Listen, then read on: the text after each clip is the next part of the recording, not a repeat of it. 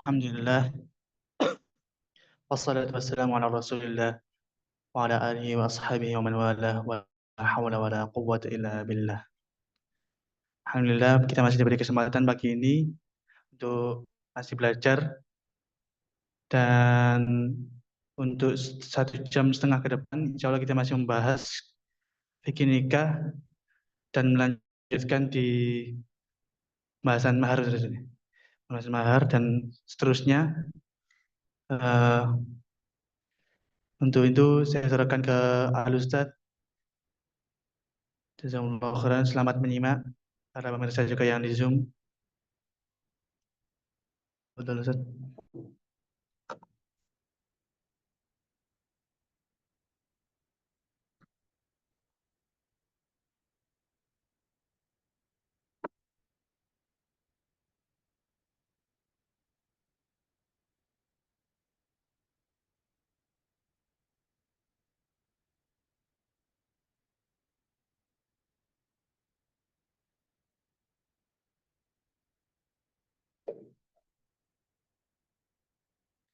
Assalamualaikum warahmatullahi wabarakatuh.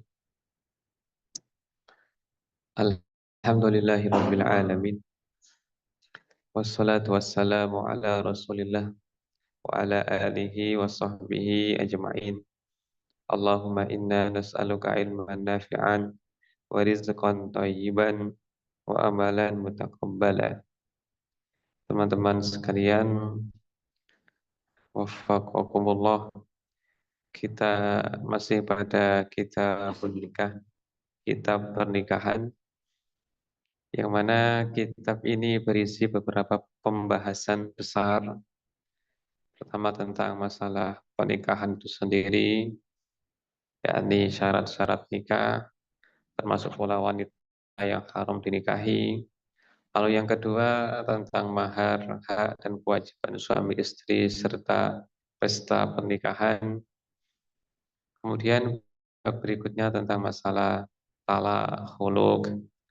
Lalu juga nanti ada bab iddah, bab pengasuhan anak, tapi dibahas pada kelas berikutnya. Adapun kelas kita hanya bab kedua saja sampai ke bab kedua, yaitu kita pada hari ini akan membahas bab kedua tentang 3 hal besar, yaitu mahar dan kewajiban pasutri dan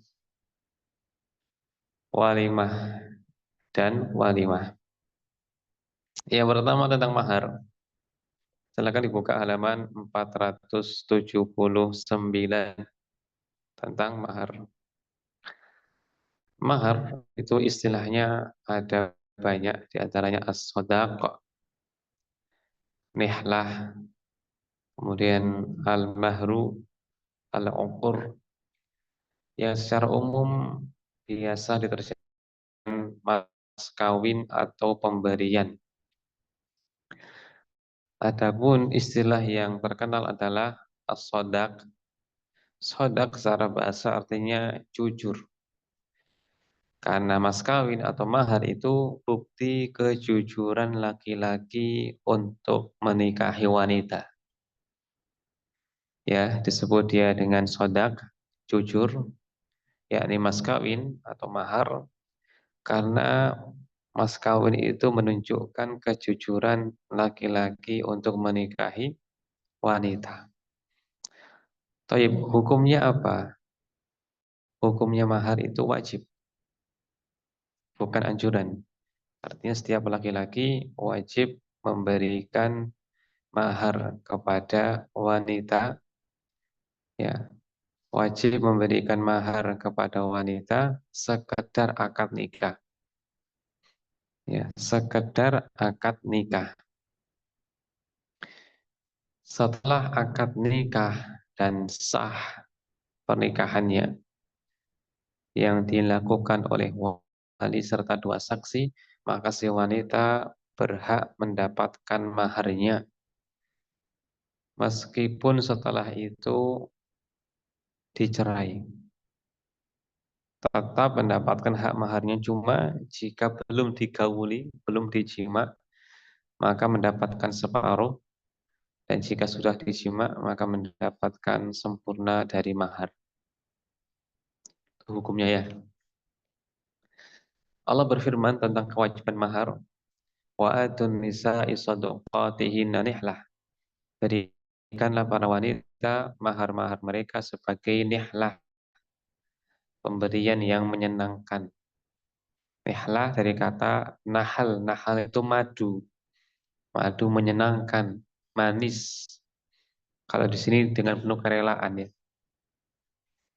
Nah, coba antum perhatikan kalau antum belajar fikih, inti dari belajar fikih itu antum memahami hasil produknya, yaitu apa?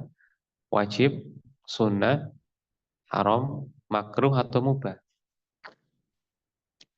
Kan? Fikih kan definisinya ma'rifatul ahkam al-amaliyah bi adillatiha tafsiliyah. Mengetahui hukum syar'i yang bersifat amal dengan dalil-dalilnya. Nah, sekarang hukum syar'i itu apa? 5.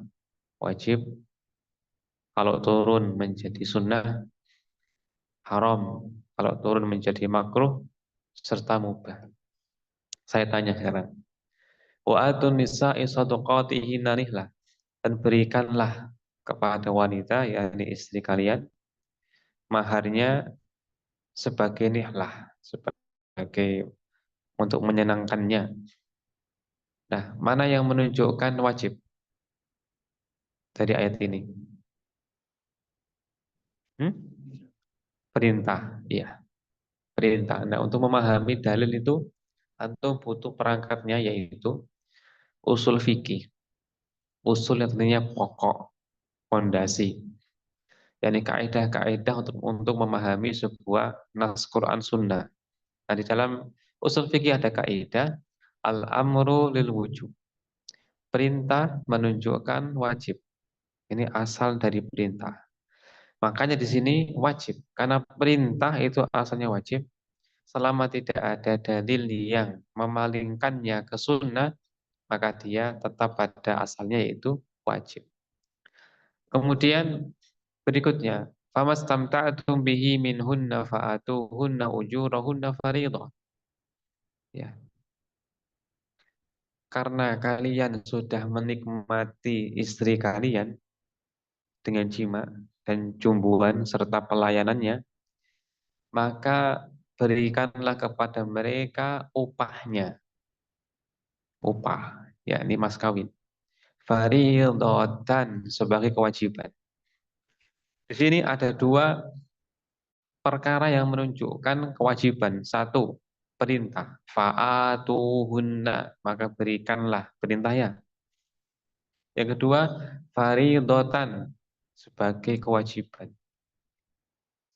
Maka ini menunjukkan, dan juga dalil yang lainnya, bahwasanya mahar itu hukumnya wajib, bukan anjuran. Gitu ya dalam memahami fikih.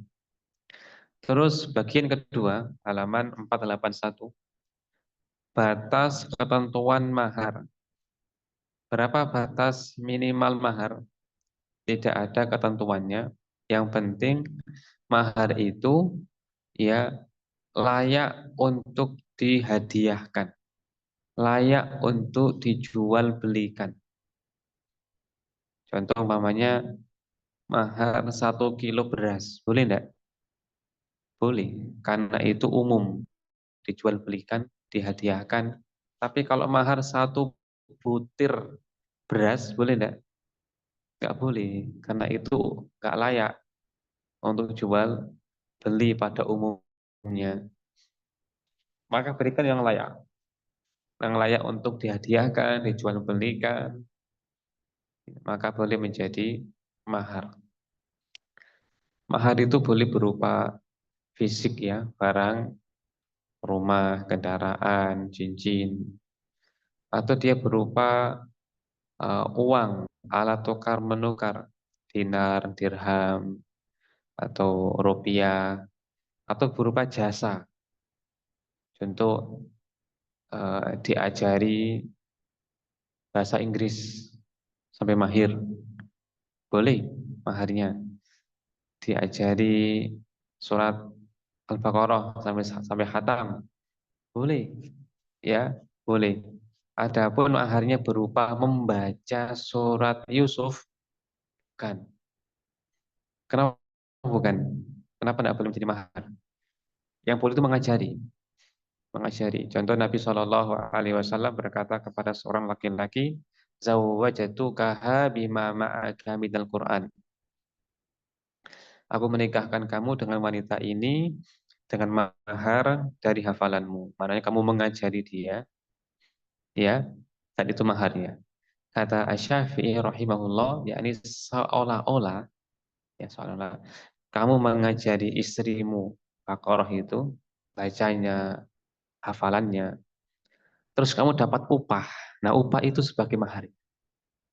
Ini dalil bahwasanya mengajari Quran boleh mengambil upah. Berkata Syekh bin Baz rahimahullah, upah terbaik adalah upah yang diambil dari mengajari Al-Quran. Lebih baik daripada upah dagang jual beli. Karena Nabi Shallallahu Alaihi Wasallam bersabda, Inna ahaqqa ma akhadtum alaihi ajra kitabullah. Upah yang paling layak untuk kamu ambil dari kitabullah. Jelas ya? Nah, intinya mahar itu banyak ragamnya. Bebas.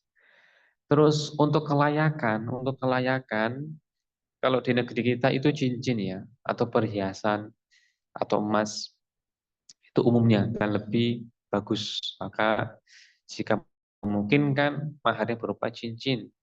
Cincin sekarang mungkin sekitar 1 gram bisa ya, atau 2 gram, 3 gram. Di sekitar mungkin 3 sampai 5 juta bisa buat mahar. Jika mampu ya. Jika tidak mampu ya semampunya.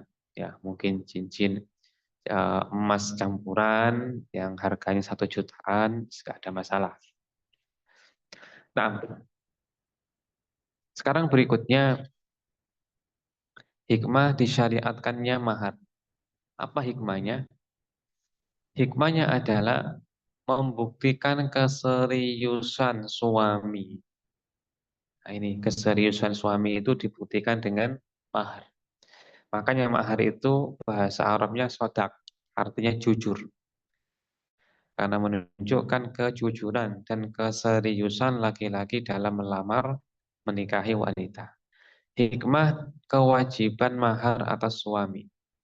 Kenapa yang wajib itu laki-laki? Hikmahnya apa? Hikmahnya adalah untuk menunjukkan bahwa roda rumah tangga ini yang menafkahi adalah laki-laki. Dalam Islam, rumah tangga yang menafkahi itu adalah laki-laki. Ya, laki-laki jangan ada perasaan nanti istriku harus bekerja, tidak boleh gitu. Laki-laki yang memutuskan untuk menikah, dalam hatinya harus ada keyakinan dan kerelaan dirinya, aku yang tanggung jawab, aku yang harus bekerja. Istriku tidak harus bekerja. Namun seandainya istrinya bekerja, atas kerelaan hatinya dan ada maslahatnya, maka kita tidak melarangnya. Umpamanya di kampung situ ada PAUD, ada SD yang butuh tenaga pengajar perempuan. Dan masalah dia di situ, ya.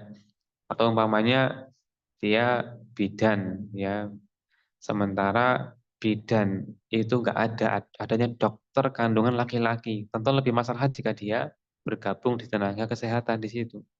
Ya, intinya secara asal bahwasanya yang tanggung jawab itu adalah laki-laki dalam masalah nafkah, dibuktikan dengan mahar yang diberikan di awal pernikahan. Ya, jika istri ikut bekerja, maka harta istri murni hartanya. Laki-laki jangan minta dari harta istri. Dan jangan pula harta istri digunakan untuk roda rumah tangga. Sementara suami masih mampu, jangan. Listrik suami, biaya kontrakan suami, makanan bulanan suami. Gitu harus wibawa suami itu. Jangan ya ngambil dari hartanya istri. Kalau memang kita sudah membayari semua kontrakan kita, makanan kita, pendidikan anak kita, lalu istri ikut nyumbang, serah dia, ya kan? Itu sumbangan terbaik dari orang adalah menyumbang untuk kemaslahatan rumah tangga. Itu sumbangan paling terbaik, sedekah paling baik. Nabi Shallallahu Alaihi Wasallam bersabda, satu dinar yang engkau keluarkan untuk memberi makan orang miskin, menyantuni anak yatim, ikut nyicil, memerdekakan budak, dan satu dinar yang engkau berikan kepada keluargamu, yang paling besar pahalanya adalah alladzi anfaqtahu ala ahlik, yang engkau keluarkan untuk keluarga. Gitu. Kecuali jika suami kekurangan, ya kekurangan, maka tidak mengapa dia menerima bantuan dari istrinya sampai Allah memberikan kemampuan. Jika telah mampu, jangan jangan mengandalkan harta istri. Ya, meskipun banyak harta istri, kalau kita mampu, maka kita semua yang membiayai. Kalau istri ingin mengeluarkan hartanya, bisa di jalan yang lainnya. Mungkin untuk orang tuanya, membiayai keponakannya, saudaranya, demikian. Nah, kepemilikan mahar. Mahar 100% itu miliknya istri, bukan miliknya orang tuanya. Maka orang tuanya tidak boleh menggunakan mahar itu untuk kepentingan pribadi, kecuali dengan seizin dari putrinya. Begitu pula suami tidak boleh untuk ya, mengambil kembali mahar yang ia telah berikan kepada istrinya. Dikecualikan jika istri merelakannya untuk bapaknya, atau merelakan sebagiannya atau seluruhnya untuk suaminya, untuk anak-anaknya, maka boleh, karena masuk kategori apa? Sedekah atau hadiah dari istri. Tidak ada masalah. Allah berfirman, "Fa'in tibana lakum an syai'im minhu nafsan fakuluhu hani'am mari'a." Jika istri dengan kerelaan hatinya ya memberikan sebagian dari mas kawinnya, maka silakan dimakan. Hani'am mari'a, dengan sedap lagi baik akibatnya. Ya, ini berbalik saja masuk akad sedekah atau hadiah dari istri. Terus penyebutan mahar saat akad nikah. Ini hukumnya tidak wajib ya, tapi sunnah. Ketika akad nikah, yang wajib itu adalah ijab dan qabul.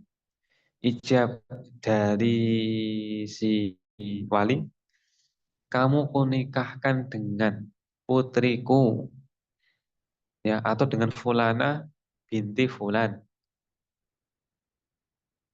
Terus dia menjawab, qabil tuh, aku menerima. Pakai bahasa apapun boleh.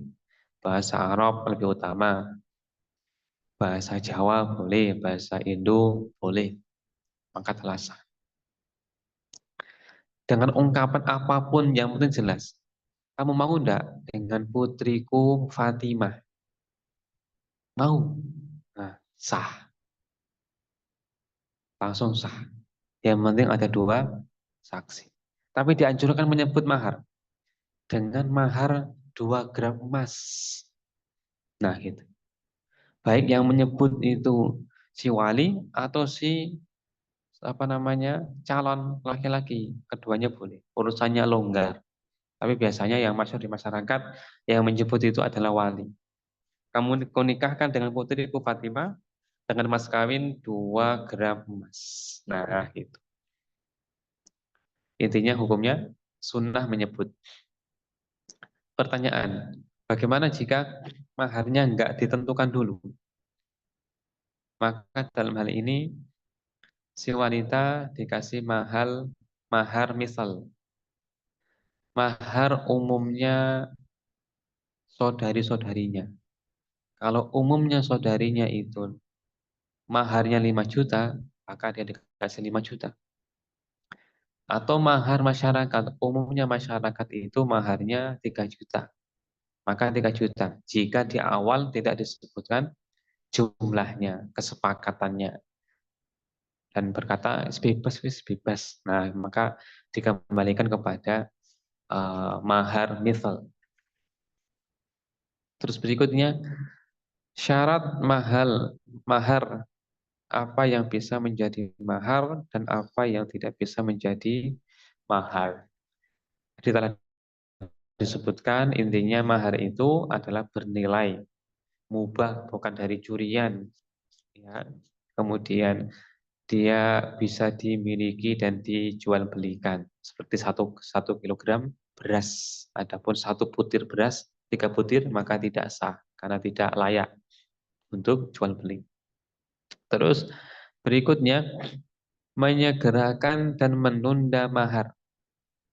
Mahar boleh dihutang, tapi lebih utama disegerakan. Kalau dihutang boleh enggak? Boleh. Boleh dihutang. Kalau dihutang, maka dianjurkan laki-laki untuk ya menyenggamai istrinya setelah dilunasi. Jika mampu, mamanya ya saya hutang dulu ya 3 juta dan istrinya bilang baik. Maka sebelum dia menjima istrinya dianjurkan melunasi. Tapi seandainya ia menjima dulu karena belum mampu, maka nggak ada larangan. Tidak ada larangan. Yang penting dibayar nanti ketika mampu. Itu kemudahan dari Islam dalam masalah pernikahan. Mudah. Islam itu mudah dalam pernikahan.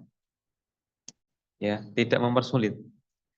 Yang mempersulit itu gara-gara orang-orang sering menonton sinetron, maka menjadi sulit.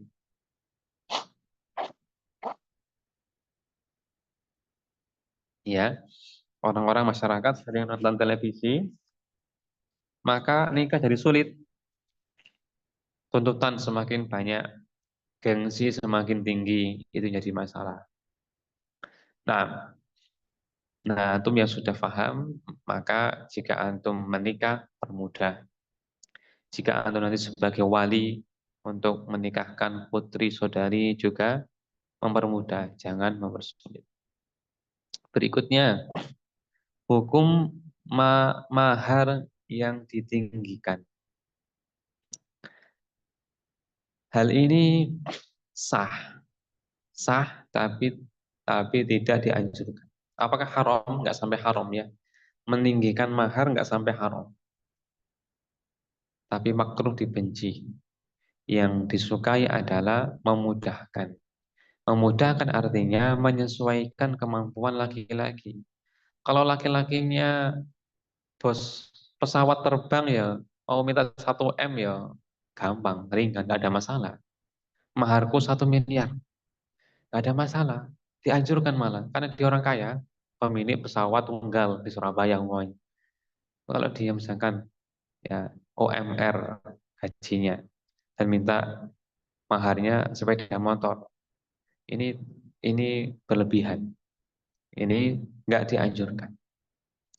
Nah, ciri pernikahan yang banyak kebaikannya jika diawali dari mahar yang mudah.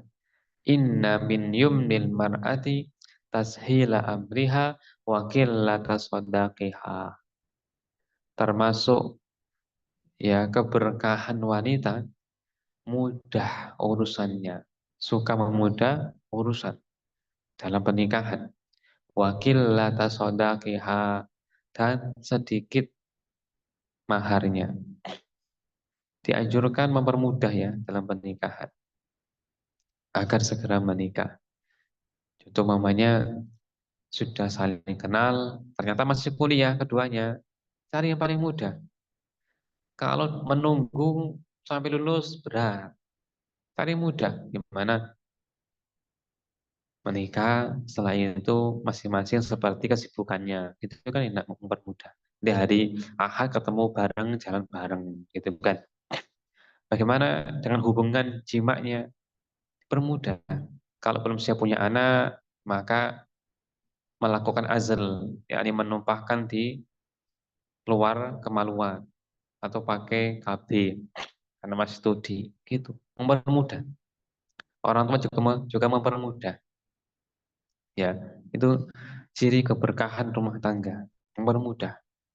Ya, biasanya anak membiayai apa orang tua membiayai apa namanya eh, kuliah anaknya.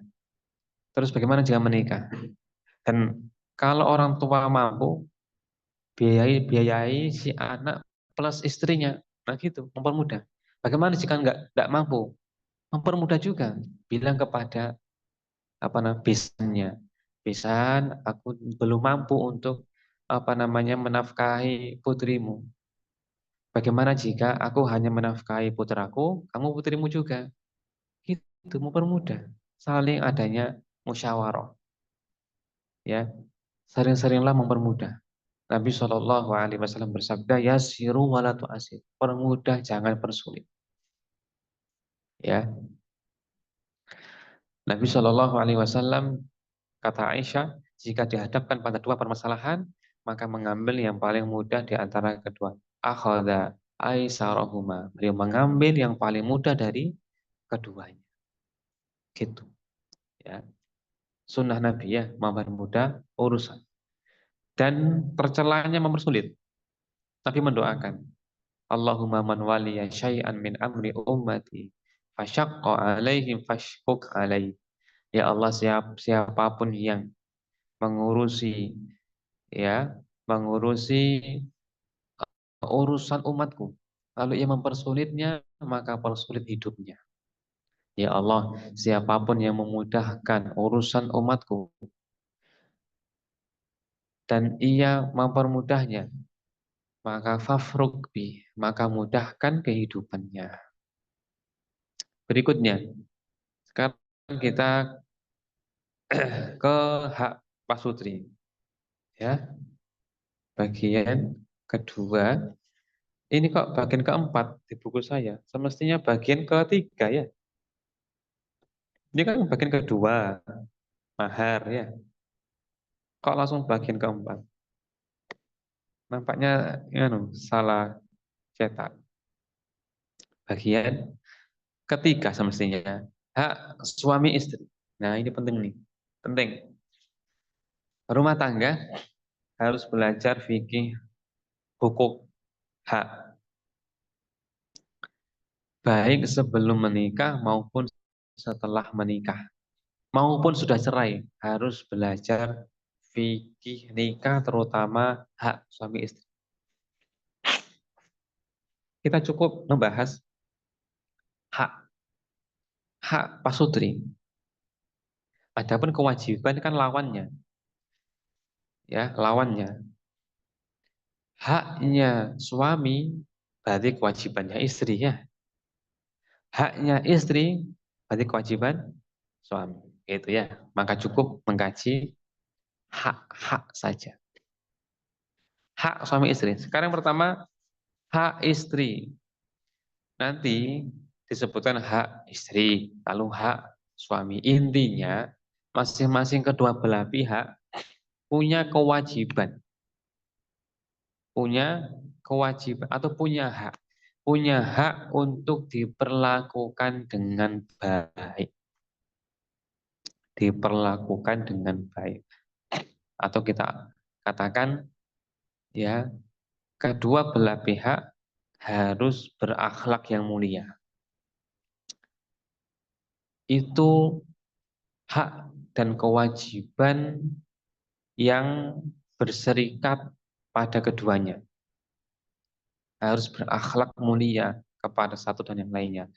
Toib, akhlak mulia itu terkumpul dalam tiga hal. Satu, kaful adzan, tidak menyakiti. Yang kedua, badlun nada, berusaha memberi. Yang ketiga, tolkul wajah, murah senyum. Kapan orang punya tiga sifat ini? Satu, tidak mengganggu, menyakiti. Yang kedua, suka memberi semampunya. Yang ketiga, murah senyum, maka akhlaknya mulia. Dan itu syarat dominan dalam rumah tangga untuk sakinah mawaddah warahmah. Makanya, makanya para wali dianjurkan segera menikahkan putrinya jika yang datang itu bagus akhlaknya. Idza ja'akum man tardawna dinahu wa khuluqahu fazawwijuhu. Jika datang kepadamu wahai wali, laki-laki yang kamu sukai agamanya dan akhlaknya, maka nikahkan. Illa taf'alu takun fitnatun fil ardi wa fasadun arid. Jika tidak kamu lakukan, maka akan terjadi banyak masalah di muka bumi. Ya, karena masalah yang ada di muka bumi itu sumbernya karena masalah di rumah tangga. Masalah rumah tangga membesar, masalah masyarakat membesar, masalah negara membesar, masalah antar negara, rusak bumi. Ketika rusak rumah tangga. Makanya pertama, untuk bisa jalan hak dan kewajiban, maka akhlak diperbaiki. Terutama yang pertama, tidak mengganggu. Adapun memberi sesuai kemampuan, sesuai kemampuan. Contoh umpamanya suami ya nafkahnya cuma mampu 3 juta. Oke, dimaklumi lah karena nggak mampu. Istri umpamanya ya tidak mampu untuk tampil lebih cantik dari sekarang karena nggak ada make up-nya, ya dimaklumilah. Tapi yang penting jangan mengganggu. Contoh, kalau suami nampar istrinya, ya, mukul, merendahkan, mencaci. Istri umpamanya meninggikan suaranya, umpamanya membantah suaminya. Ini namanya apa namanya kaful azam. Tidak berusaha untuk tidak mengganggu.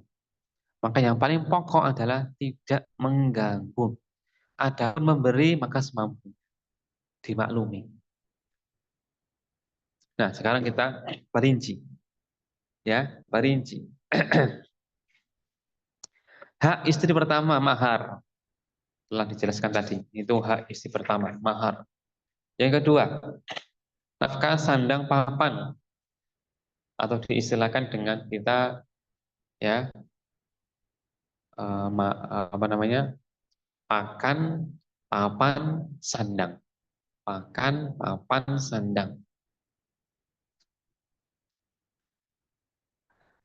Baik, coba kita menggali dalilnya. Wal walidatu yurdi'na auladahunna haulaini kamilaini liman arada ayyutimma radha'ah wa 'alal mauludi lahu rizquhunna wa kiswatuhunna bil ma'ruf. Saya tanya, mana yang menunjukkan suami wajib menafkahi istrinya? Rizki berupa nafkah dan pakaian. Mana yang menunjukkan?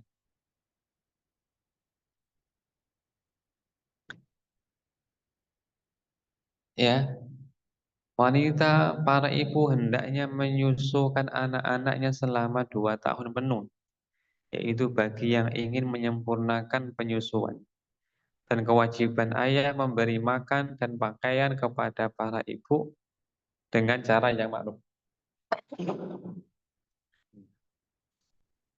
Mana yang menunjukkan? Ya? Hmm? Kewajiban ayah untuk memberi pakaian kepada ibu. Ini kan ceritanya suami istri bercerai, lalu punya anak. Terus anaknya disusui oleh ibunya. Seolah mengatakan wajib bagi ayah untuk memberi makan dan pakaian kepada ibunya. Mana yang menunjukkan? Kan dari cerai, sudah dicerai ini, ibunya ini. Ayo, mana yang menunjukkan?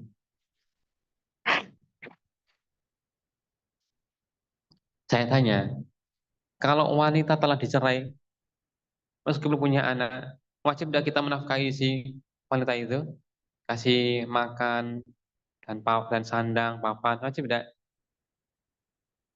Eh? Eh? Nggak wajib lah, kan udah dicerai. Eh? Iya, yang wajib kita nafkahi cuma anaknya doang.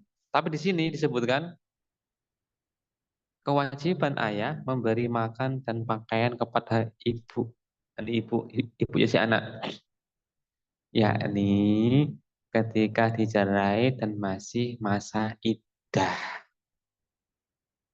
masih masa iddah.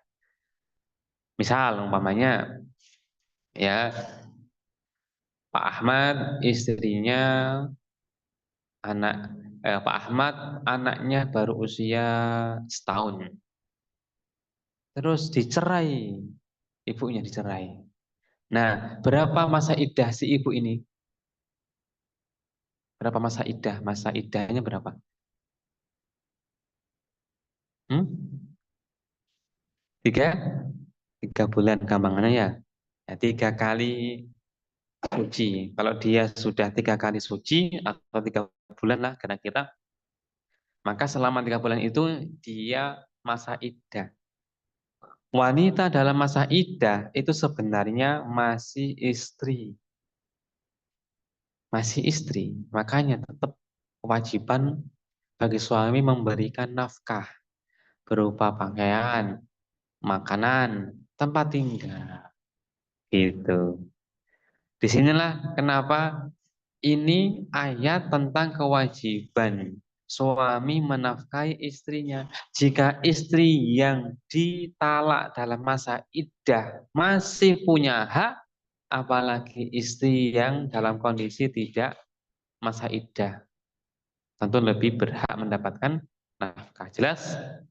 Gitu. Ya, ahli fikih itu jeli. Maka ahli fikih sebenarnya ya orang-orang yang brilian, pandangannya itu dalam. Einstein kalah, ya. Ilmuwan manapun tidak punya hafalan sebanyak sekuat ahli fikih. Ahli fikih itu punya dua, hafalan dan pemahaman. Imam Ahmad, berapa hafalannya? 1 juta hadis. Ada nggak ilmuwan yang hafalannya 1 juta kalimat? Buru-buru kalimat. Yang hafal Injil aja pendetanya nggak ada. Hebat ulama kita itu, jenius, jeli, ya kan? Ibnu Hajar al Asqalani ketika menjenguk gurunya, atau beliau ketika sakit dijenguk oleh gurunya,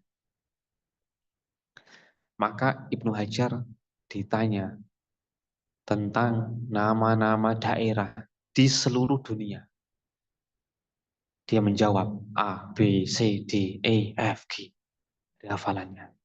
Luar biasa. Kondisi sakit, tapi yang bertamu masih istifadah mengambil ilmu dan hafal nama-nama daerah. Namanya apa, daerahnya apa, tempatnya di mana, seperti apa kondisinya. Biasa. Ya. Nah, ya, yang kedua, nafkah, sandang, dan papan. Ini kekhususan istri.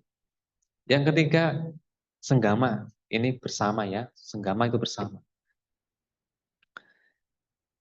Pernikahan itu sebenarnya tujuan utamanya itu apa sih? Dua.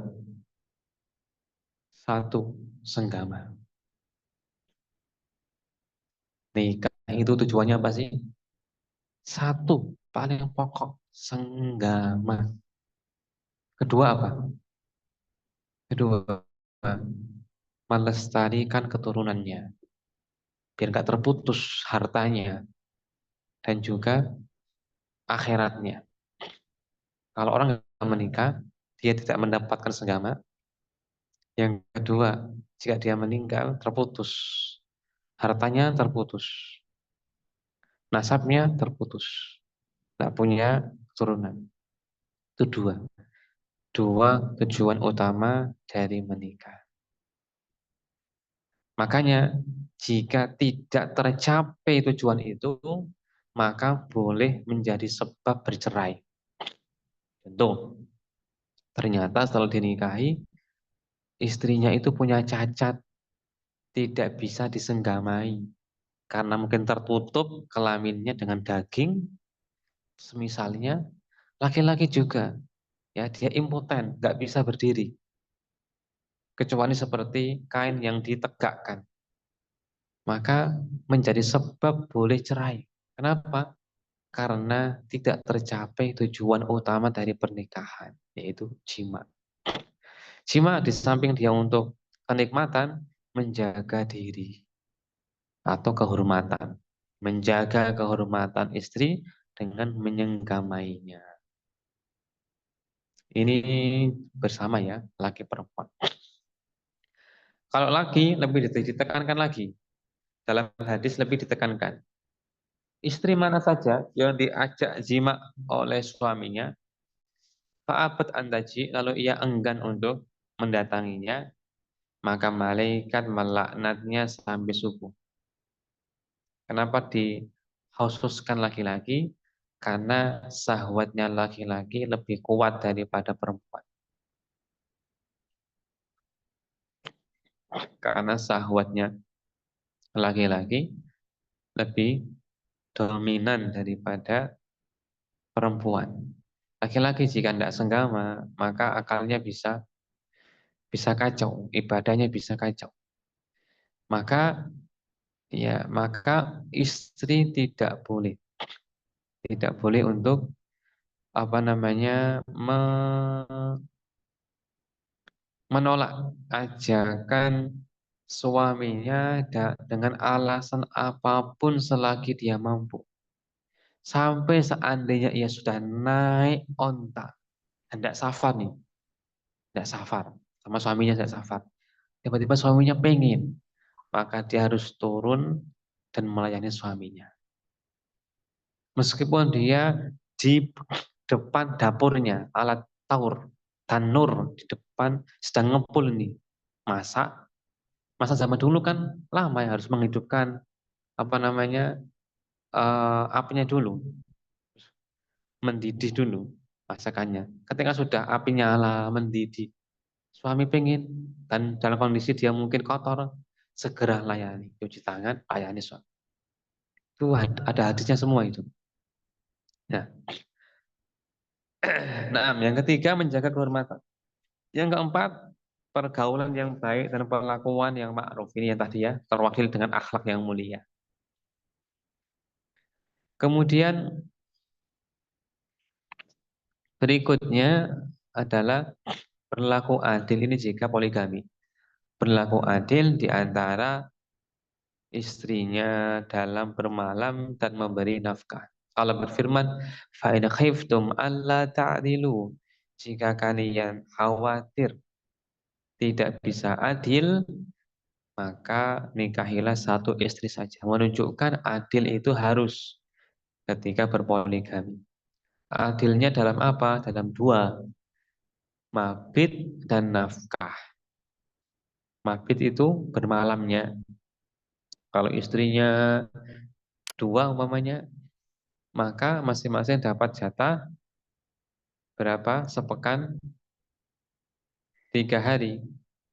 Sementara hari yang ketujuh digilir.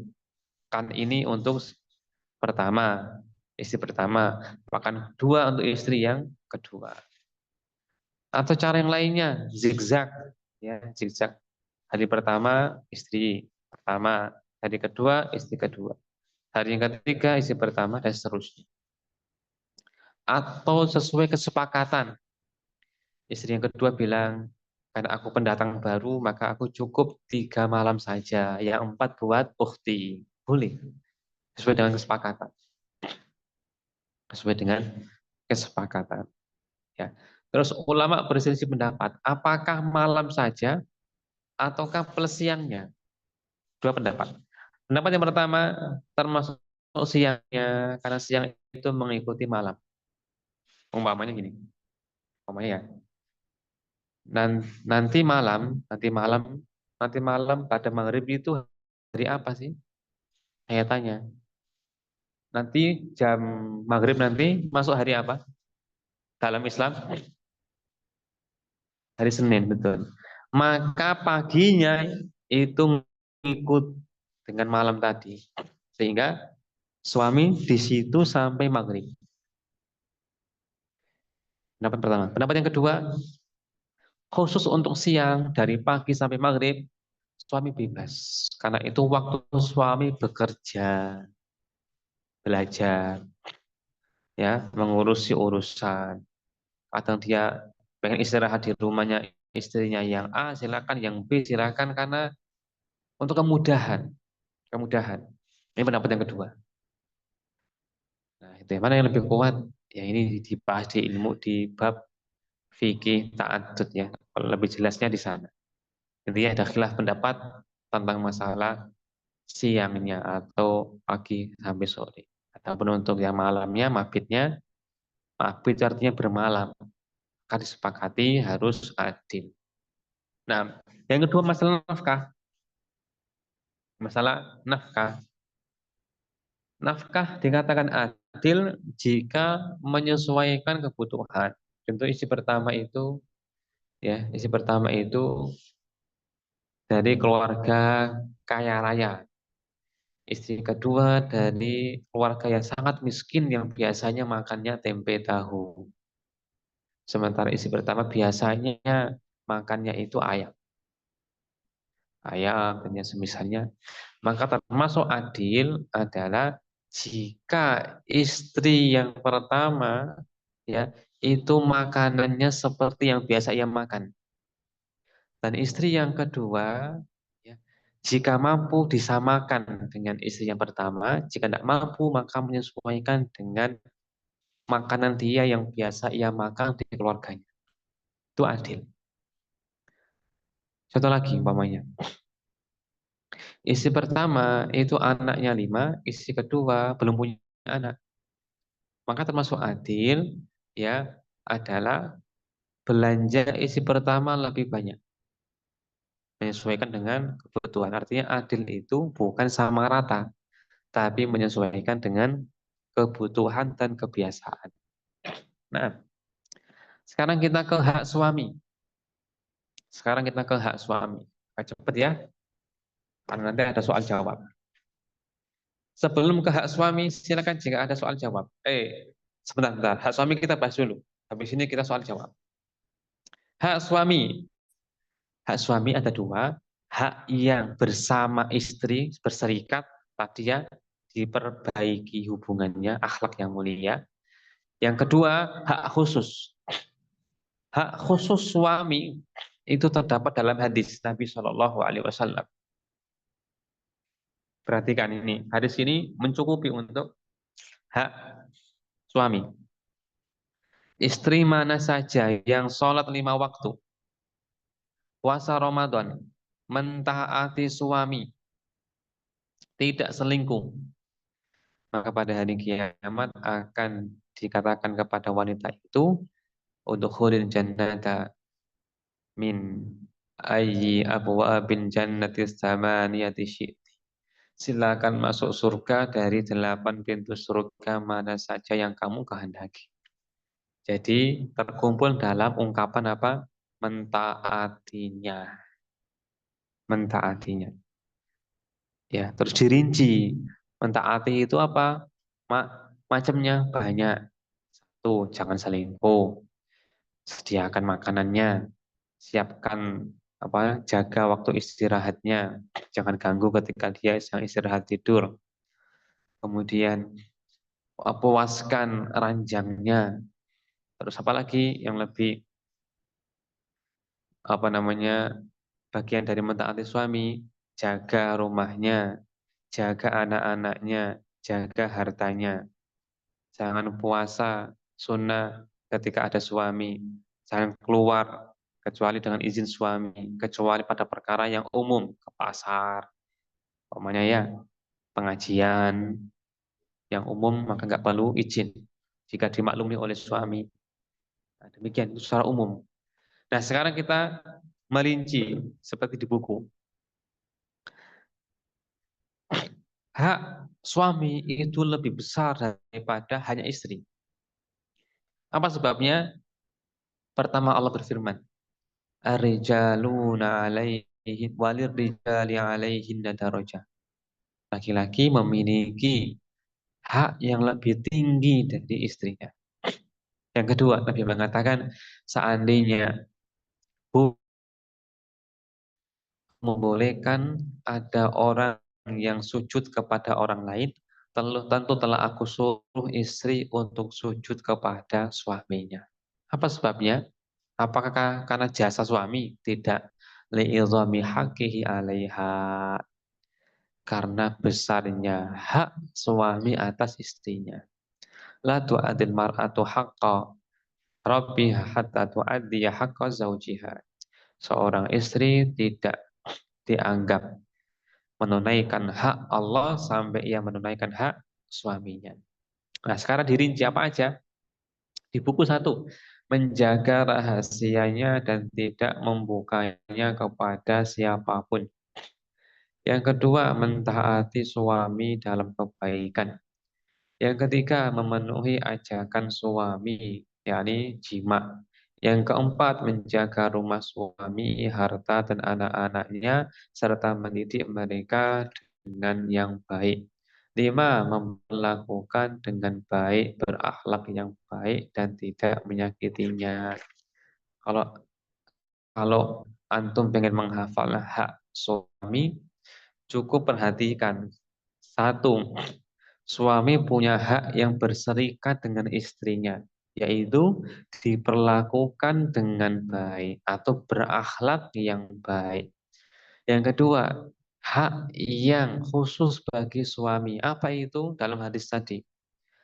Ya, mentaatinya, taat, mentaati suami, menservis suami, melayani suami itu hak terbesar suami. Kalau pengen dirinci apa aja? Ya, 1, masalah ranjang, paling pokok. Ya, masalah ranjang itu paling pokok. Masalah ranjang, paling pokok. Dalam rumah tangga, hak suami paling pokok masalah ranjang. Maka problematika rumah tangga biasanya pemicunya karena servis ranjang. Tidak memuaskan. Dan biasanya rumah tangga langgeng jika masalah ranjang itu beres. Maka kunci wanita yang ingin menarik suaminya, puaskan suami dalam masalah syahwat. Dan syahwat itu ada 3 hal yang perlu diperhatikan. 1, syahwat kemaluan. 2, syahwat tidurnya. 3, syahwat makanannya, perutnya. 3 ini jika dijaga, maka istri akan mendapatkan hati suami. Pertama, syahwat makanan. Maka jika istri pinter masak, maka 1, dia mengambil hati suami. Yang kedua, dia mendapatkan pahala yang banyak. Wanita yang ahli puasa, ahli sholat, sedekah, banyak pahalanya. Tapi lebih besar pahalanya istri yang berusaha menyenangkan suami, termasuk dengan masakannya. Sehingga dia ketika belajar masak, menu baru apa, itu bagian dari ibadah yang tinggi dari istri. Ya, jadwal makannya perhatikan, kapan dia lapar, kapan dia berselera. Itu segera diperhatikan. Yang kedua, syahwat dalam tidurnya. Maka jangan mengganggu suami ketika jam dia istirahat. Ketika terganggu bisa menimbulkan gangguan kejiwaan hingga emosi, ya kan, pelit, kurang senyum itu ketika terganggu istirahatnya. Maka kondisi kan anak-anak nggak mengganggu bapaknya ketika bapaknya istirahat. Ya, mungkin suami punya kebiasaan pada duhur sampai asar dia pengennya istirahat. Maka di waktu itu jangan dimasuki. Ya, dia waktu istirahat. Kemudian yang ketiga, syahwat. Puaskan syahwatnya dalam kemaluan. Apa contohnya? Ya, jangan melihat dirimu kecuali dirimu dalam kondisi yang baik. Satu, penampilannya dijaga. Wanita yang solehah itu ketika di rumah lebih cantik daripada ketika keluar rumah. Ketika keluar rumah lebih cantik daripada ketika di rumah, itu pertanda kurang perhatian kepada suaminya. Kurang pahalanya. Ya. Yang kedua, aromanya. Aromanya, perhatikan aroma diri. Di rumah sebisa mungkin berparfum. Sebagaimana wanita ketika di luar rumah berparfum berdosa, begitu pula ketika wanita di rumah berparfum besar pahalanya. Jika Anda punya parfum, paling minimal jangan bau. Bau bawang, bau apa namanya, dapur, ya, bau lantai, ya. Maka jika tidak punya parfum, paling minimum jangan bau. Bersihkan anggota tubuh, ya, cukur bulu kemaluan, kemudian kotoran di hidungnya, di mulutnya, di telinganya, bersihkan. Itu ibadah tertinggi. Dan ini banyak yang nggak paham. Ini banyak yang nggak paham. Kuliah umum nggak diajari. Kuliah kedokteran nggak ada pelajarannya. Kuliah teknik nggak ada pelajarannya. Di mana ini dapat? Di hadis-hadis Nabi SAW. Makanya, ya, wanita yang memikat suami hanya dengan cantiknya saja, ya itu nggak cukup. Karena wanita yang hanya fokus di cantiknya saja, dia ada celah, dia nggak cantik. Bangun tidur, terus males. Cantik tapi kalau males, males berparfum, males membersihkan kotoran, sama saja. Wanita manapun kalau bangun tidur pasti jelek. Umumnya gitu. Kalau nggak ada kesadaran mencari pahala, maka dia akan sembarangan. Ya, ingat tiga itu. Puaskan syahwat laki-laki dalam kemaluannya, perutnya, tidurnya. Kalau kalau syahwat kemaluan itu dalam penampilan istri, aromanya, kemudian senggamanya, jadwal senggamanya. Nah, dan itu ibadah tertinggi dari seorang wanita. Selesai. Sebelum ke bagian terakhir yaitu walimatul urus. Silakan jika ada yang ditanyakan. Silakan.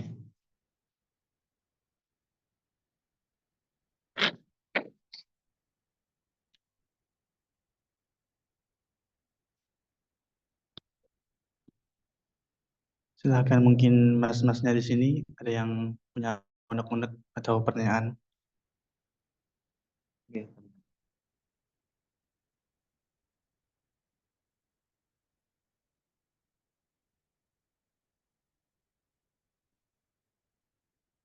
Gimana?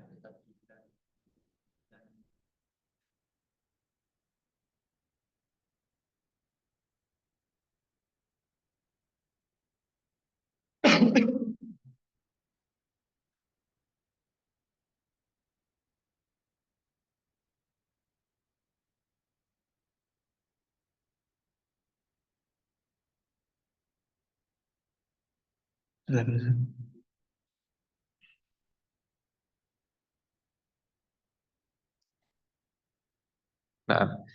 bagaimana jika istri dicerai? Apakah istri masih mendapatkan hak nafkahnya, nafkah suami? Ya, istri ada dua keadaan. Satu istri yang masih dalam pernikahan, kedua istri yang masih dalam masa iddah.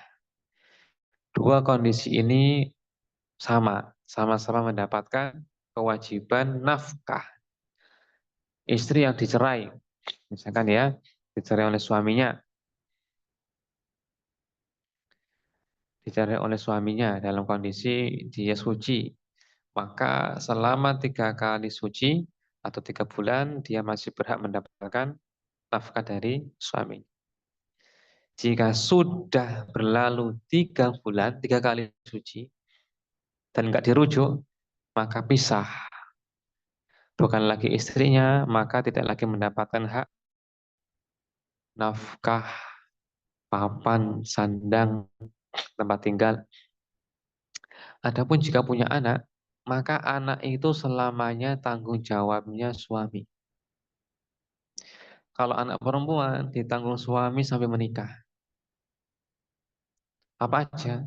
Biaya pendidikannya, makannya, pakaiannya, tempat tinggalnya. Seandainya butuh ngekos, maka wajib apa namanya dibayari sama bapak. Gitu. Kalau bersama ibunya, dua pilihan. Kalau ibunya minta ganti rugi, dibayar. Dibayar. Kalau ibunya rela, ya sudah. Berarti sedekah dari ibunya. Tempat tinggal serumah dengan ibunya. Nah, kemudian jika dia anak laki-laki, maka ditanggung oleh bapaknya, ya pendidikannya, makannya, tempat tinggalnya, pakaiannya, sampai dia balik dan mampu bekerja. Balik saja gimana? Apakah masih dinafkahi jika belum mampu bekerja atau belum dapat pekerjaan, dibantu. Jika telah mumpuni, contoh jualan bakso, ya, maka saat itu sudah nggak wajib menafkahi bapak. Tapi seandainya memberi lagi, jatuhnya sedekah, bukan lagi kewajiban. Terus jika bayi gimana? Jika bayi juga sama, bapaknya menafkahi, laki atau perempuan. Ya, maka ibunya mendapatkan bayaran dari mantan suaminya karena menyusui bayi. Kalau sebulan umpamanya 500.000 umpamanya. Ini untuk biaya nyusui, ya. Kecuali kalau ibunya nggak usah, berarti kan dia sedekahnya ibunya.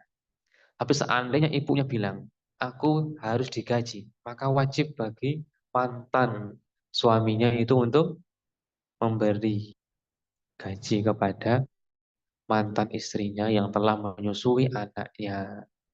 Selama berapa hak susuan? 3 tahun. 2 tahun, 2 tahun. 2 tahun itu minimal disusui, tapi daripada itu boleh-boleh saja, nggak ada masalah. Tapi disapih nanti kalau sudah waktunya disapih. Jelas, Akhi? Nah, nah. Silakan mungkin Mas Rizky punya unek-unek atau pertanyaan. Tadi di sini ada yang bertanya tapi belum selesai ngetik kayaknya, Ustaz. Ya. Mungkin lanjut atau gimana, Ustaz?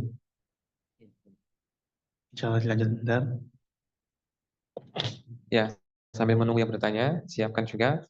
Kita nambah yang terakhir ya. Walimatul urus. Mengumumkan pernikahan. Halaman 491. Berkata penulis, disunahkan untuk mengumumkan pernikahan, menyebar luaskan dan menampakkannya, memukul rebana saat resepsi pernikahan. Berdasarkan sabda Nabi Shallallahu Alaihi Wasallam, aslu ma bainal harami wal halali as-sautu wad dufu fin nikah. Pembeda antara yang haram dan yang halal adalah suara dan rebana dalam pernikahan. Artinya disukai ada walimah, pesta pernikahan berupa makan-makan, dan dianjurkan ada hiburannya. Kalau zaman dahulu hiburannya adalah rebana yang dimainkan oleh wanita yang masih anak-anak. Kalau sekarang hiburannya apa yang boleh, terserah, apa yang sesuai dengan masyarakat suka, namanya atraksi, namanya atraksi, anak-anak atraksi, ada masalah, atau mungkin badut, nggak ada masalah. Ya, yang penting nggak haram seperti musik-musikan, orkes, nyanyian, maka tidak. Nabi bersabda, a'linun nikah, umumkan pernikahan. Nah, di antara fadilahnya apa, atau di antara hikmahnya apa, ada walimah agar orang-orang tahu bahwa dua orang ini sudah menjadi pasangan suami istri, sehingga jangan suudzon jika keduanya keluar bareng. Yang kedua, hikmahnya adalah ya doa dari pengunjung, barakallahu laka wa baraka alaika wa jama'a bainakuma fi khair.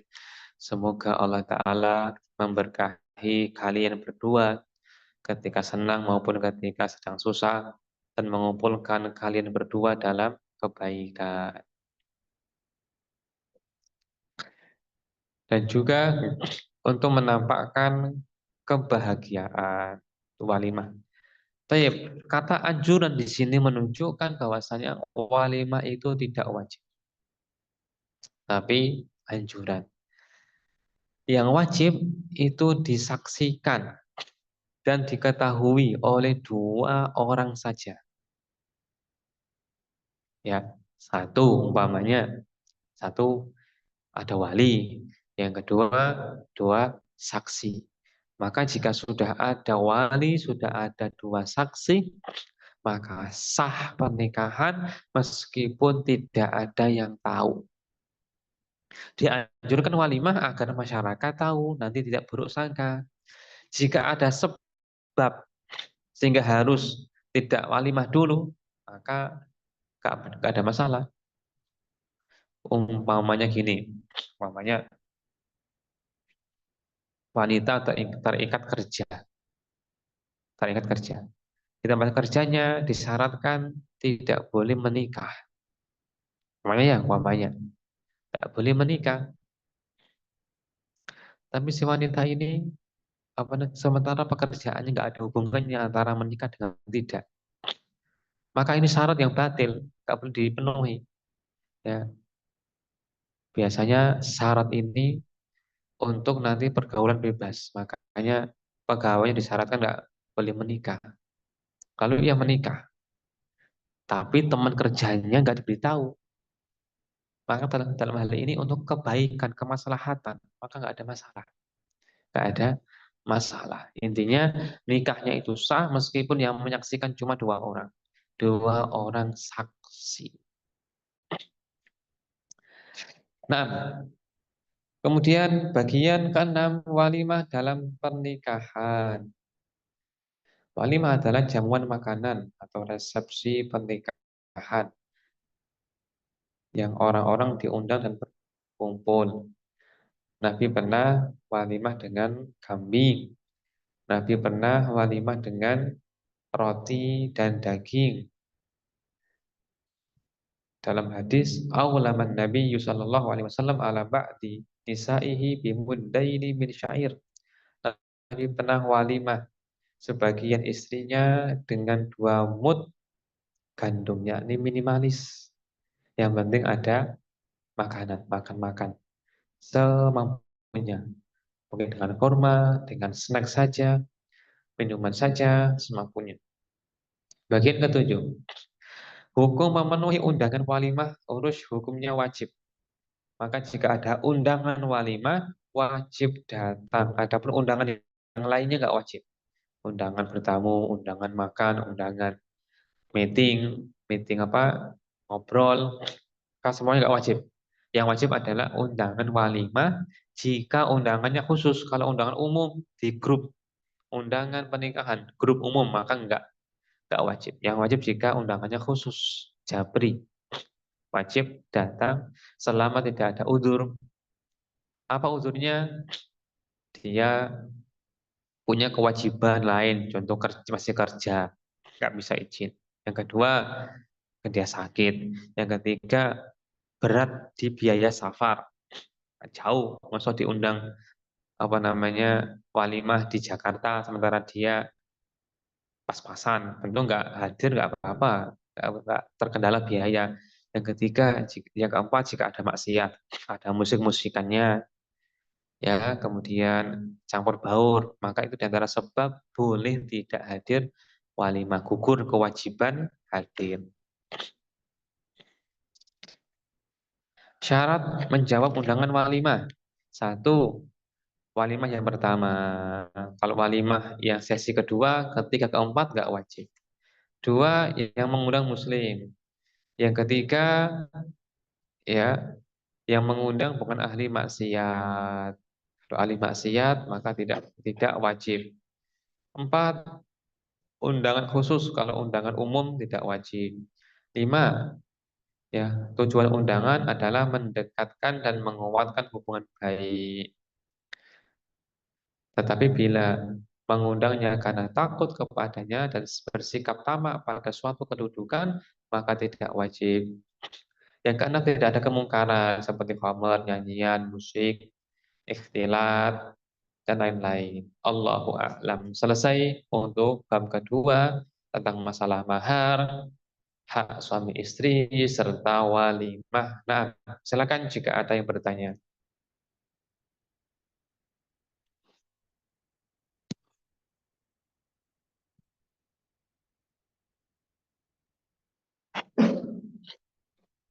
Alhamdulillah ada beberapa pertanyaan Ustaz. Yang pertama dari Akhwat dulu. Ini dari Kak Amira. Bagaimana pendapat Ustaz tentang banyak berita baru-baru ini, yaitu banyak perempuan yang tidak ingin menikah maupun punya anak? Apa hukumnya Ustaz?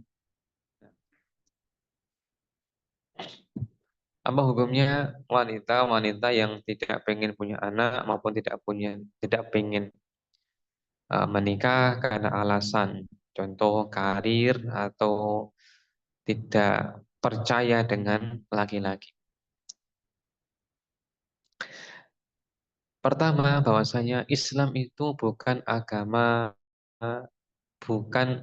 Islam itu tidak mengajarkan kerahiban. Allah berfirman, wa rahbaniyatan ibtada'uha ma katabnaha 'alaihim. Mereka mengada-ngada kerahiban yang tidak pernah kami perintahkan. Apa itu kerahiban? Fokus ibadah di gereja dan tidak menikah. Kalau mencela orang-orang Nasara yang mereka fokus di gereja, ibadah kepada Allah, tidak menikah. Yang kedua, ketika datang orang ke rumah Nabi SAW, dia berkata, ketika diberitahu ibadah Nabi, demi Allah, aku tidak akan menikahi wanita. Agar apa? Fokus ibadah. Nabi mengatakan SAW, demi Allah, aku adalah orang yang paling bertakwa kepada Allah daripada kalian. Tetapi aku menikahi para wanita. Faman roghiba an sunnati falaysa minni. Siapa yang benci sunnahku, maka ia bukan termasuk umatku. Yakni ciri umat yang baik kepada Nabi jika mengikuti sunnah Nabi pernikahan. Berikutnya, nikah itu sunnah para nabi dari awal sampai akhir. Walaqad arsalna rusulan min qablika wa ja'alna lahum azwajan wa dzurriyyah. Kami utus para rasul sebelummu wahai Nabi, dan kami berikan kepada mereka istri dan keturunan. Berikutnya, justru dengan menikah, punya anak akan bahagia dunia akhirat.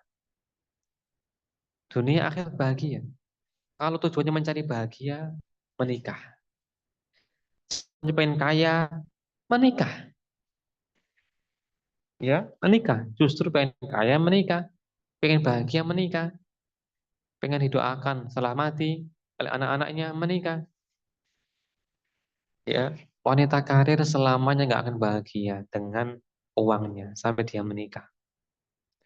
Jika ada dosen killer, eh, tuduh dia belum menikah. Di kampus nih, jika ada dosen killer, ya, maka curigai wanita itu belum menikah, atau laki-laki itu belum menikah, atau menikah tapi nggak harmonis rumah tangganya. Gitu, teman-teman kalau melihat dosen ini kok killer ya, ditelisik belum menikah. Usia perempuan ya, usia 50 tahun belum menikah. Kalau ngajar keras, ya, gak ada ampun bagi mahasiswanya. Itu pula wanita. Wanita jika gak menikah itu menyimpang moralnya, menyimpang akhlaknya. Ya, berlebihan sedih, berlebihan takut, berlebihan emosi. Maka diikat wanita dengan menikah. Hukumnya nggak boleh. Kesimpulannya, mementingkan karir atau yang lainnya sehingga tidak menikah, tidak pengen punya anak, ini keliru dan hukumnya ya dilarang. Ya haram atau makruh, Allahu a'lam, yang penting dilarang dalam agama. Allahu a'lam. Ada lagi dari akhwat dari Kak Donita Ayu. Izin bertanya Ustaz, sejauh mana orang tua menanggung dosa anaknya? Contoh, jika anak perempuan tidak berhijab menjadi dosa ayahnya dan saudara-saudaranya. Contoh, Ustaz. Nah, yang pertama, masing-masing orang menanggung dosa sendiri, nggak ada dosa tanggungan orang lain. Allah berfirman, wala taziru waziratu wizra ukhra. Tidak ada jiwa yang menanggung dosa orang lain. Adapun orang tua punya kewajiban mendidik anak-anaknya dan menyuruh kewajiban seperti sholat, seperti pakai jilbab, seperti pergaulan yang baik, teman-teman yang baik, dan seterusnya. Jika telah menunaikan itu, maka lepas kewajiban sang bapak orang tua. Gitu. Maka kita katakan bahwasanya anak yang menyimpang, gak sholat, gak pakai jilbab, narkoba, jika orang tuanya membiarkannya dan tidak mendidiknya, memerintahkannya, melarangnya, maka orang tua ikut berdosa. Anak tetap dapat dosa, orang tua juga dapat dosa tanpa mengurangi dosa si anak. Tapi jika orang tua sudah mendidiknya, sudah berusaha memerintahkannya, sudah berusaha menyuruhnya, melarangnya, tapi tetap anak menyimpang, orang tua tidak mendapatkan dosa sama sekali. Sebagaimana Nabi Nuh alaihissalam telah mendidik anaknya dengan baik, mendakwai dengan baik, tapi tidak ikut beriman sehingga tenggelam. Dan Nabi Nuh tidak ada tanggungan apapun dari dosa anaknya. Allahu a'lam. Ada lagi dari Ikhwan, Mas Kusuma. Bagaimana jawaban jika calon istri bertanya, jika sudah menikah yang diprioritaskan ibu atau istri? Nah, Jazakallah khairan, Ustaz. Apa yang di Yang bertanya calon istri, kemudian tanya jika sudah menikah diprioritaskan ibu atau istri, begitu. Iya. Ketika menikah, ketika menikah, istri diprioritaskan, diprioritaskan. Artinya dinafkahi dengan baik, tempat tinggalnya, pakaiannya, makanannya, gitu. Tanpa mengesampingkan orang tua. Karena laki-laki itu jika durhaka kepada orang tua, kepada ibunya, maka imbasnya ekonomi si anak akan bermasalah. Nabi bersabda, Shallallahu Alaihi Wasallam, dua dosa yang akan disegerakan hukumannya bersama disimpan untuk di akhirat adalah zalim dan durhaka. Maka jika Anda, wahai istri, ingin sukses suami Anda, ekonominya, kesehatannya, moralnya, maka dukung dia berbakti kepada ibunya. Dan jika ada dua kepentingan, maka dahulukan kepentingan ibu. Saya ulang, jika ada dua kepentingan, kepentingan istri sama ibu, dahulukan kepentingan ibunya. Ya, dan bagi laki-laki yang cerdas, laki-laki itu akan memberikan haknya istri tanpa harus untuk mengurangi haknya dalam berbakti kepada ibunya. Bisa diatur. Ya, tidak perlu dipertentangkan, tidak perlu dipertentangkan, bisa diatur. Hanya saja perempuan harus paham bahwasanya ketika anti telah menikah, maka kebaktian paling tinggi bagi anti mengabdi kepada suami. Orang tua harus dinomor duakan. Jika ada kepentingan orang tua sama suami tabrakan, maka dahulukan kepentingan suami jika ingin masuk surga. Tapi jika ingin mementingkan orang tua, minta izin kepada suami. Jika suami tidak mengizinkannya, silakan minta cerai. Sehingga anti bisa berbakti kepada orang tua lagi. Jangan digabung. Dan bagi laki-laki, meskipun telah menikah, maka tetap kebaktian paling tinggi dia, kebaikan paling tinggi dia adalah baik kepada orang tua. Ya Rasulullah, siapakah orang yang paling layak aku perlakukan dengan baik? Nabi mengatakan ibumu. Siapa lagi? Ibumu. Siapa lagi? Ibumu. Siapa lagi? Bapak. Dan Nabi tidak menyebut istrimu. Tentang gua. Gua. 3 orang tertutup gua. Salah seorang di antara mereka mengatakannya, ya Allah, aku bertawasul kepadamu. Aku dahulu sering keluar rumah mencari kayu untuk aku jual. Dan kebiasaanku adalah ketika pulang menyiapkan susu untuk orang tuaku di rumah. Suatu ketika aku pulang telat sehingga orang tuaku telah tidur. Maka aku memerah susuku dan aku pun sediakan untuk ibu bapakku ketika mereka bangun tidur. Sementara anakku menginginkannya tapi aku menundanya. Ya Allah, jika ini amal soleh, tolong buka gua ini. Maka Allah membuka sepertiganya. Artinya amal soleh. Meskipun ya, meskipun mendahulukan orang tua dari anak dan istri. Allahu taala alam. Jelas ya? Nah, Mungkin sebagai penutup, mas-masnya, lagi mungkin yang ingin disampaikan. Mungkin kalau tidak ada, saya izin bertanya Ustaz. Sebagai penutup juga. Eh, jadi kan keharmonisan itu begitu yang diinginkan dari pernikahan ya Ustaz. Eh, itu kadang-kadang kita kalau yang belum menikah ini merasa apa namanya seperti khawatir nanti kalau aku punya keluarga tapi malah gak sesuai yang diharapkan, dapat istri tapi malah yang gak sesuai diharapkan, akhirnya gak harmonis. Berarti apa nasihat untuk orang-orang yang khawatir seperti itu Ustaz, untuk ingin menikah ini Ustaz? apa nasihat bagi orang yang belum menikah? Karena ada rasa kekhawatiran, mungkin salah jodoh atau lain sebagainya, atau masalah ekonomi. Satu, terlalu memikirkan hari esok itu dosa. Terlalu pikiran hari esok itu dosa. Ya, berkata Sufyan ibnu Uyainah rahimahullah,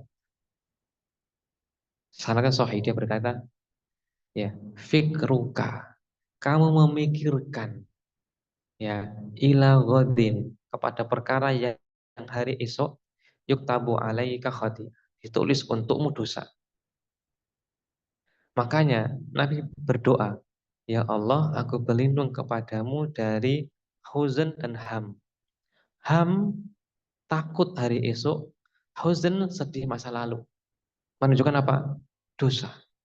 Atau minimal itu gangguan setan, bisikan setan. Ya, asyaitonu ya'idukumul faqr. Setan itu menakut-nakuti kamu dengan miskin. Kalau sedekah, kamu miskin. Kalau kamu nanti nikah, kamu miskin. Kalau kamu nanti punya anak, miskin, nggak bisa membiayai. Setan semua. Ya, maka buang dulu was-was ini. Hari esok misteri. Hari esok ditanggung Allah. Gitu. Tenang hati. Yang kedua apa? Yang kedua, kalau pengen pasangan yang baik, kita bercermin. Kita bercermin. Allah berfirman, at-thayyibatu lit-thayyibin. Wanita yang baik untuk laki-laki yang baik. Baik akhlak ya, bukan fisik ya. Kalau fisik ya itu urusan lain. Urusannya hati. Wanita yang baik untuk laki-laki yang baik. Laki-laki yang baik untuk wanita yang baik. Ini ayat Allah turunkan tentang Aisyah yang dituduh selingkuh. Allah bantah. Dia wanita baik, maka untuk laki-laki yang baik. Maka jika antum ingin dapat yang baik, sebagaimana antum pengen nanti istri ngerti hak suami istri, sayang, tanggung jawab, maka antum juga dari sekarang belajar fikih rumah tangga, belajar sayang kepada orang-orang, kepada orang tua, kepada saudari, kepada anak kecil, ya kan, dermawan, gitu. Al jaza min jinsil amal, balasan sesuai dengan jenis amal kita, gitu ya. Kesimpulannya, was-was hari esok buang, itu gak penting, setan semua itu. Yang kedua, aksi. Mulai sekarang perbaiki diri. Jika antum ahli sedekah, insya Allah istri antum juga ahli sedekah. Jika antum ahli senyum, insya Allah istri antum nanti juga ahli senyum. Jika antum ahli puasa, ahli sholat, insya Allah istri antum gak jauh dari. Ya, ana beberapa kali mengingkari istri. Ternyata saya introspeksi, itu perbuatan aku dulu.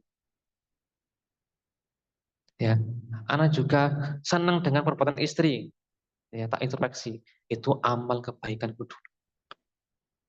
Al jaza min jinsil amal. Ya kan? Demikian. Allahu a'lam. Jelas? Jangan ditutup.